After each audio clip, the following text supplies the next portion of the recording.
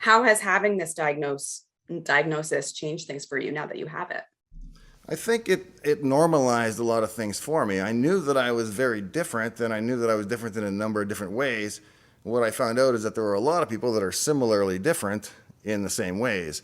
And so a lot of things about autism, like masking or mimicking, and things that I thought were kind of unique to me, turn out to be common attributes among them. And so it made a lot of things feel a lot more normal. Looking back on your career, what do you think could have been different had you known back then? I think it really had the biggest impact when I got into management because the mind blindness that comes with autism requires that I project and assume what people are thinking. And the easiest assumption is they are thinking what I would be thinking in their situation. And so I also assume they would like to be managed like I would be managed, or led or encouraged in the way that I would like to be. And it took a long time for me to figure out that there are, wildly different personality types, and the type of affirmation and encouragement that somebody needs is different from individual to individual. So that's not an ASD specific thing, but the problem I think arose with always trying to project yourself onto the other person as a proxy or a substitute for the other person led me to make that mistake. And that led you to making that mistake when you were working as a manager with Yeah. Microsoft? I think the biggest thing was that there were certain employees that needed more constant reassurance than I did. And so I wasn't giving them enough. Whereas there was other people that really wanted other things, whether it was money or promotion or visibility or whatever, and I was giving them types of affirmation that I would want, and it's not what they wanted. The book Love Languages, it's kind of like that in the sense that you've got to figure out what that individual employee wants, and I have no way to predict what that is. So I don't have a good enough sense from just sitting with an individual and communicating with them because I lack certain abilities to communicate due to autism that I got to make it up as I go along, and if I make it up too much, I get it wrong. You also talked about how it would have changed your childhood. How do you think it would have changed your childhood had you had this diagnosis when you were young?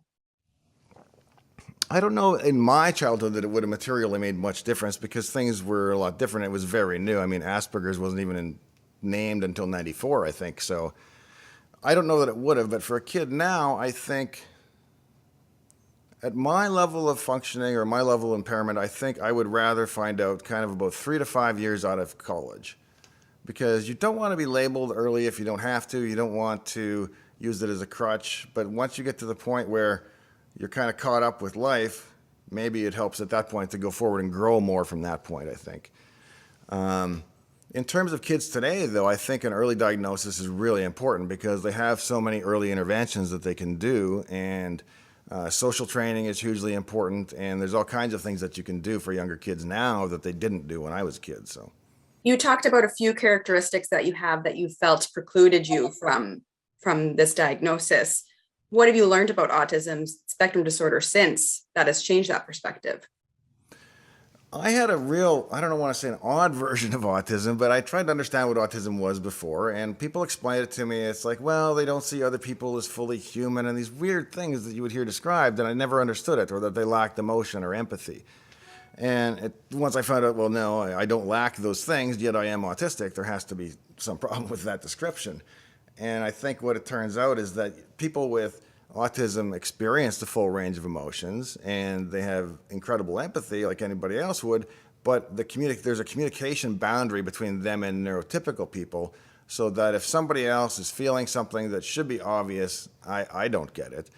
And I've sat in meetings where I've had a third person present and I've had to stop and say, I know you guys think I know what you're talking about, but I really don't. And you guys got to stop and explain it to me because I'm lost. Because they're doing some neurotypical magical exchange of information through body language and posture and all these other ways of doing it that I'm kind of oblivious to. But you've still managed to have a successful marriage and a family. How has your family accommodated your needs in this way? More and more so as we found out what was going on. I think one example is Disneyland, where we'd go to Disneyland and I would try to spend an 8-hour day at Disneyland with my kids. And I found it incredibly challenging. And I mean, I love my kids, I like Disneyland, but after about 4 hours of it with millions of people, I just need to be away. And I would say I didn't know what was wrong because I didn't know I was autistic and I didn't know that I had problems with groups and people and stuff like that. And I would just say, I need a break or I need a rest. And they would look for a bench for me to sit on. But the problem was I wasn't tired. I needed to be away from the commitment of having to mask and having to act and having to perform and act like a Disneyland patron and all those things. I'd rather just kind of sit in my room for 30 minutes with a flat affect and play with my laptop or do something to get away. And so what we wound up doing was staying right at Disneyland eventually. You talked about masking a little bit there. What can you tell us about, what are some of the ways that you mask? And did you do this before you even knew what you were doing? I did. I didn't know what it was. I have a real habit of imitating people. So if I have a friend with an accent and I'm sitting with them, within about 20 minutes, I'll start to pick up their accent, and I need to be careful not to do that. Or even as a kid, I would read a comic book and I would emulate characters from the book, or I would watch a television show and I would emulate characters from the show. And sometimes my mother would have to intervene and say, yeah, no, Archie is, a smart ass to his mother or to Mr. Weatherby, but that's not cool. And, kids try on new behaviors, but I always had to search for behaviors to emulate. And masking is really normal. And I think if you hang out in neurotypical social groups, you start to just emulate the people that are around you, and eventually you will get more and more accustomed to their customs and the way they operate and behave. But it takes a while. So it's one of those things that can be learned, but does not come as a natural ability, I think. You also talk about stimming in your book as well. What is stimming for those who don't know? That is a repetitive action or even a tick or a verbalization that you do repeatedly because it provides some comfort. So a very basic example is if you have ADD, you can sit there and bounce your knee. And that is an example of a stim because what it does is it gives you an ability to focus on something and distract you and prevent other distractions from interrupting you. And that's how it's understood anyway, but that behavior is very common with people on the spectrum. And so in my case, I tend to snap my fingers as I walk down the hallway, so I have to watch myself that I'm not doing that because it can be annoying. And I've seen very other common behaviors like walking down a hallway. People with ASD will often grab the hallway wall and walk with their fingertips on the wall as they go down the hallway. And I was wondering about that. And I don't know exactly what it is, but I think it's a way of providing a constant, predictable stimulation as you're going down this hallway of randomness that gives you all these random stimulations that you're not ready for. It's kind of a grounding, I think. It's the best I can explain it anyway. You've also kind of adapted that snapping thing. What can you tell me about that? Oh, yeah. So if I have to do it, if there's people around and I'm walking around and I can feel it, I will tap rather than snapping. So I'm still kind of going through the motion and I get the physical and the autonomic feedback without disturbing others. So how did you come to find that solution? Was it that someone raised it with you? What happened to, or no, what was I had the a situation? buddy at Microsoft that was an engineer that I admired greatly, but he's also on the spectrum, and I noticed, man, that dude snaps his fingers a lot. That's pretty annoying. And so I noticed it in somebody else, and I just decided, oh, I guess I do that too now that I think about it. So, what was take me back to, I know your reading was from those first few moments when you got your diagnosis. Can you remember your initial reaction? Eventually I felt it was a real normalizing thing, but in the first couple of minutes or even hour of the diagnosis, I felt like they were really pathologizing me in the sense that, oh, wow, all these things I do are in a book in the bad column. And that kind of felt weird, I think. And how did you, you said that you feel differently about it now. How did that change? I think a lot of the things I was looking at were characteristics that they use to identify people with autism. And it's not the full picture because there are benefits to autism, I believe, and they're not something they test for pathologically in a doctor's office. It just happens to come with it. So when you're initially learning, you're only learning all the bad things about it. And then as you experience and learn more about it, I think that you get a better, broader perspective on it. What can all neurotypical people learn from people with autism? As you just mentioned, there's some skills and things that can be learned from it. Right. Perseverance is a big one. Steve Jobs has a quote that what separates successful entrepreneurs from non-successful ones is generally almost entirely perseverance. And people that are on the spectrum as entrepreneurs tend to have incredible perseverance in pursuing their one idea. So they have singular focus on one problem and sometimes to their own detriment. But if they've selected the right problem to solve, it can make them formidable competitors, really. Can you think of a recent problem that you've solved, that you've persevered to solve recently? There have been a couple software issues and a hardware issue. I was restoring an old Commodore hard drive, and it's not a sufficiently fascinating story to go through, but it took me about a month to get it right. But it was something I was really ready to give up on. But I just kind of feel like I can't give up on it. It's like it nags at me, and I'll leave it alone for a couple days, and it'll start to come and haunt me again. You know, you left that thing, and what's wrong with it? I don't know. Well, why don't you know? And, well, I don't know. But there's always this drive to know. And it's hard to not know things sometimes. You talk about mind blindness in the book too. What can you tell me about that? That is not knowing what other people are thinking and always having to, for me, sort of cognitively guess what they're thinking. Whereas I think people that are neurotypical have sort of a sixth sense. They can sit with a person over a cup of coffee, and there's all these other out-of-band communication mechanisms beyond what they're just saying. So if you're just texting with somebody, it feels very limiting compared to if you're in person. But for somebody with ASD, there's two aspects. First, it's very hard to get that communication. It's kind of like a Secret Service agent is my nearest analogy, because they have the shades on. You can't tell what emotion if they were crying or very upset, you could tell. And I can tell as well. But when it's a subtle information, if a Secret Service agent is feeling a little jealous or maybe a little suspicious, through the shades, it's hard to tell. And that's kind of the level I receive it at, too. I don't know if that answers your question. I think I got off on a tangent there, but. Yeah, I was going to ask how does that work out in your marriage? My wife is very expressive, and she is as far from ASD as possible. So I think people with ASD, and I don't want to generalize too much, but it seems very common that they tend to have a checklist of things that they know they're no good at, and they go and find people that are great at those things. And I don't know if it's a compensation mechanism or what, but my wife has great central coherence and planning and all these things that I'm terrible at, and she's social, and I'm good at things that she's not good at. So it's a real good partnership in that sense. So what do you wish you knew about autism before you were diagnosed? What do I wish I knew? One is that the spectrum is really broad, because it used to be there was Aspergers, and there was pervasive developmental disorder and childhood destructive disorder and all these different things, and now they're all unified under autism. And at first, a lot of people find that weird. The more I learned about it, it's this common set of characteristics and attributes, so it really does apply to everybody, but in varying degrees. And what that means is that the autism spectrum itself is huge in terms of neurodiversity. People on it aren't all the same. And you can't assume that every introverted computer scientist is on the spectrum, and not everybody that's on the spectrum is a savant. And people are just wildly different. So a lot of the assumptions you might make turn out to not to be true. What advice would you have for people with autism navigating the workforce? I have a section in the book called Making Friends with Autism, and it's almost a little pedantic in that I refer a lot to an old Dale Carnegie book for some real simple basics, like allow other people to do the majority of the talking.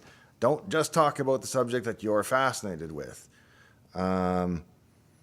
Let them speak at least 60% of the time. And there's cadence and rules to eye contact and all kinds of things that if you do none of it, you're going to stand out and you're going to have difficulty getting along. And the problem is that it's different than a family or a marriage or a relationship, because your coworkers are kind of forced to be there with you. So if you're not getting along with them, it can be not a great situation. So it's kind of a go along to get along thing, but I think a certain amount of training and integration helps.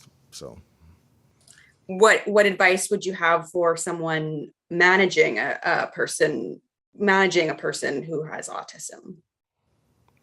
Try to figure out what their priorities are, because mine were very different. I didn't really want to be advanced, but I wanted to have impact. So I wanted to go to meetings, the important meetings, but not because I wanted to be seen in the meetings, because I wanted to be able to affect the outcome of the meetings. And so I don't think I was very good as an autistic employee in explaining what was important to me, what would drive me, and so on. And I think they assumed that neurotypical things would, and that's what they did. So again, it's kind of the disconnect between the priorities of neurotypical versus autistic people are sometimes different.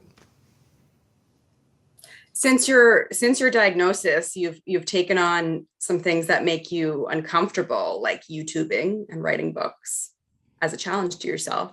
What Right. makes you want to do these things that scare you? Initially, I was afraid of being bracketed by the diagnosis. This is what you can do, and these are the type of things you like. And I'm like, well, yeah, that's true, but that's because I want to be that way. And so eventually, I had to do some of the things that I didn't want to do to prove to myself that I had the ability to do things outside. And so one of those was I had a big open house shop party at my shop for like 100 people, and I wrote this book, and I worked on that for a long time, and I started the YouTube channel, which is, of course, very humbling because you've got to edit yourself in 4K 60 all the time. But I found it actually pretty helpful for improving and tweaking my masking, I think, because it allows me to, as I'm expressing something, I will think I'm expressive, but it comes across as this really flat affect that's hard to read. And I'll catch myself doing that, and I'll realize, well, in that moment, I was experiencing an emotion, but you have no way to know from my face. So you kind of learn that, I think, from watching yourself. So it's been helpful in that sense. You have a good anecdote in the book about a gentleman that you felt that you may have had this flat affect after he did a great job for you. I believe it was on a car, correct? Yeah. Was it? Yes. What can you tell me about that? I had a car restored, and it was a multi-year project. They had a couple thousand hours of labor in there over the course of a couple of years. And so at the very end, I had to fly out and inspect the car, which I did. And so I went around, and all the craftsmen are standing around, waiting for my review, basically. And I went around, and I'm like, well, this is very well done. I'm impressed with that. And I was very calm, but, a lot of people, when they reveal a restored car, are like on those TV shows, the extreme makeover. They lose their mind, they jump up and down. People with ASD generally don't do that. They'll more calmly approach the situation. And so I was just walking around and making all these observations, and I did compliment and everything else, but I wasn't exuberant. I wasn't praising their work. I didn't puff them up, and then I went home. And I never thought of it again because I didn't know I had autism. That's just the way I am. And then I thought of this a couple, probably 5-10 years later, because I tend to go back and revisit past interactions and critique how I did them. And I realized it, and so I emailed the manager of the shop, this is many years later, and I said, when I picked up my car many years ago, I worried that perhaps I gave the wrong impression. I explained. And I got an email back like 5 minutes later, and he's like, yes, I've thought of this incident many, many times in my life. And so it really resonated with him, too. So I was so glad that I reached out to him, and we had a great dialogue back and forth, and he felt way better about the restoration work, and I felt better that he understood me, and it was... But had I not gone back and revisited that, because I then later found out that I had autism, then that opportunity would have been lost. So how does it feel to take on these challenges that make you uncomfortable?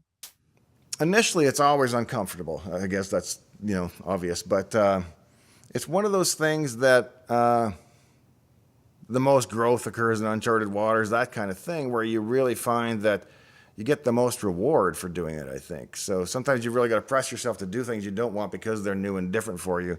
But if you get through it, the reward is much greater than doing the same thing over and over again. What do you hope that people take away from your book? First and foremost, that the range of, as I said, the neurodiversity within the spectrum is huge. So you can't make too many assumptions about anybody on the spectrum.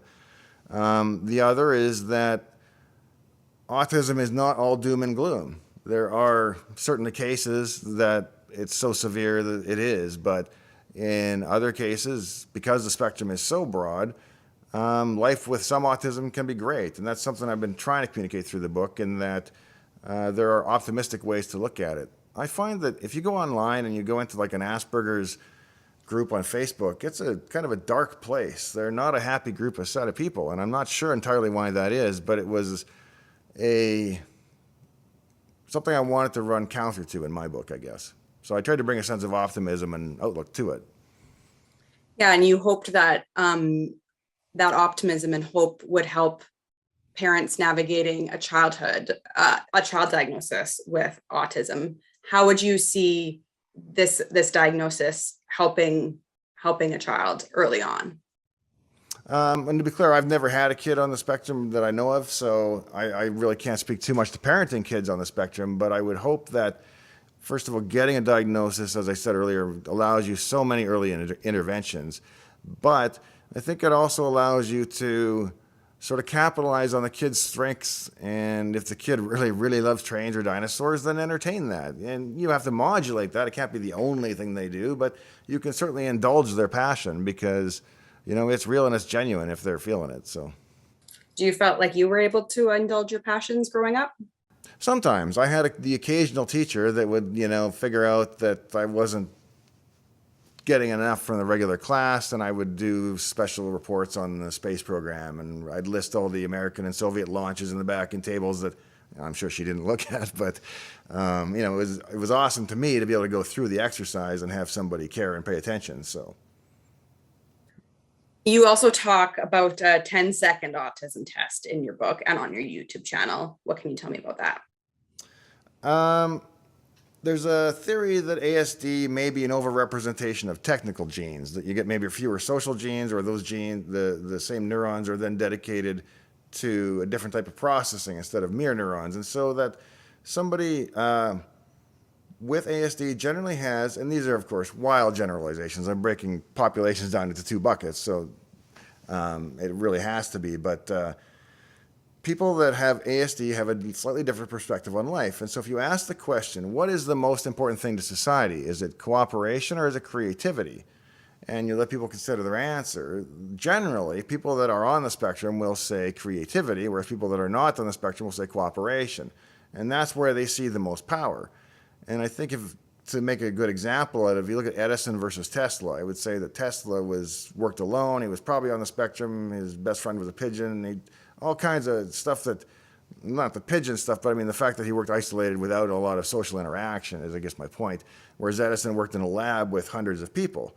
And so for Edison to be successful, he needed cooperation and collaboration with a large lab of people, whereas Tesla just wanted to be alone by himself with his notebook and do his thing. Both worked, obviously, and they're completely different approaches. So sometimes having people with different tool sets that they bring to the table is great because you can solve problems that you couldn't with just one set of tools.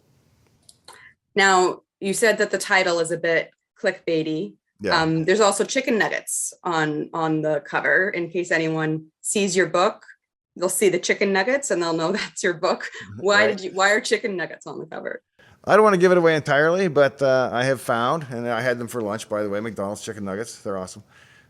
People on the spectrum tend to like their food predictable with consistent texture, and it's not that chicken nuggets are the best possible food, but they fit that bill nicely for kids.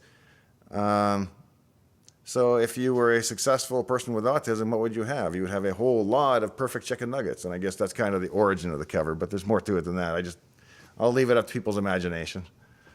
Yeah, they'll have to read it to find out. Well, now I'm going to turn it over to the chat for Payne. Yes, and we have another person in the chat who wants to learn a little bit more about childhood experiences with family, teachers, and classmates. Okay. Yeah, I think I initially gravitated towards one or two other kids that were, I don't know if they were on the spectrum, but they were a lot like me as kids. And I think people on the spectrum tend to make a few really strong friendships as opposed to having 30 different friends. You'll wind up with one or two really close friends. And often there are people that are not on the spectrum. So it's Spock and Kirk as opposed to Butch Cassidy and Sundance Kid, I guess. It's a different relationship. So not to go on a tangent, but I think the representation of that relationship on Star Trek is actually a pretty good example of a ASD and a neurotypical friendship. So I think they did a good job in writing that. I don't know if it was intentional that way or not, but that's my speculation. So. And Michelle asks, Dave, do you consider yourself gifted? You are the most talented person I know. Oh, well, thank you. In certain dimensions, yeah, I'm gifted in certain dimensions, I'm sure, and I have deficits in other dimensions. I'd like to believe it all averages out, but I don't know because you don't know how everything is weighted. So I'm happy to get the gifts that I have got and put up with the deficits that I've got. I'm pleased with my mix. So. Rima asks, how does autism anyhow affect focus overall? Does your autism affect focus overall? I believe so. There's a high correlation between ADD and ASD. So it doesn't mean that you'll necessarily have one if you have the other, of course. But since they're correlated and I have both, I find that there is both hyperfocus and then a lack of focus. So I will get deeply focused on something and be almost impossible to interrupt or people will come and talk to me and I'll be like, yeah, where I'm not paying any attention except what I'm still working on. That could be a powerful effect. And the other one is the lack of focus, where you don't know where to get started. You don't know how to get started. Even a set of steps helps, but then if you get derailed at all by any kind of early problem in the steps, then you fall away. And so it's got all the classic problems that come with ADD, I think. And I don't know how you break it down, but it's very, very similar. Interesting. Randy asks, was being successful important to you, or did you have a goal that defined success? Yeah, actually it was, I think. And I don't want to overthink it, but I think I got bullied a lot as a kid, and now it's a way of keeping score in a way, you know? So. Yeah. You mentioned possibly having ADHD. How did you manage or cope with focusing on things you need to focus on but can't? Well, as I said, I smoked for a long time, so stimulants helped. And when you don't have access to that, removing distractions is a big one. I find, I have trouble reading a book. But if I'm on an airplane, I can read a book. Why is that? Because there's not many other choices of things to do. So if you force the function by removing distractions and going to a place where you're not going to be constantly interrupted, and if you're 30 seconds into it, it's like, oh, I should get up and go check well, no, then you're still got trouble. But if you can at least keep yourself focused by removing distractions and keeping yourself to one task at a time, I think helps a lot too. Which do you prefer, digging a hole or throwing a rock? Digging a hole.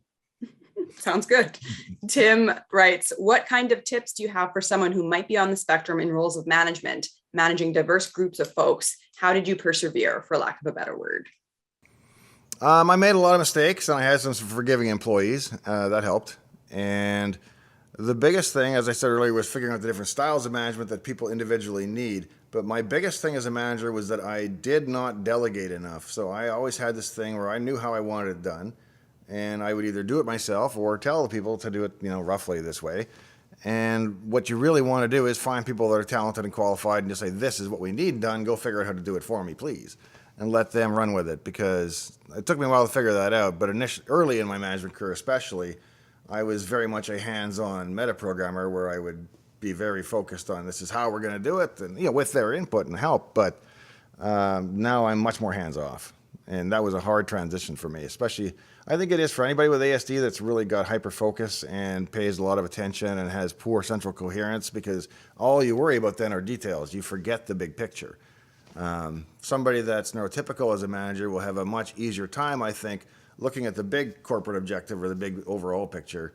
That's something I've always struggled with. Mm-hmm.